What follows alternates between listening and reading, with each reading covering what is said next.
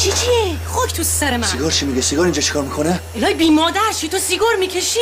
مگر که سیگار همراشه سیگاریه، پس هر کی چاقو داره قاتله. این وامونده زیر متکای تو چیکار میکنه؟ مال رحمان رحیم از ترس رحمت بهم دادن.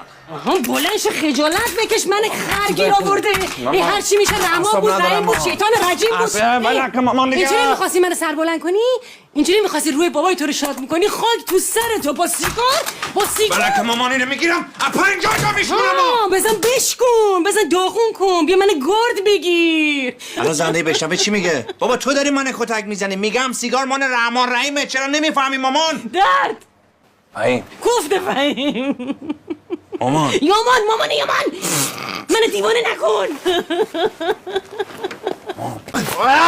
بلکن دیگه.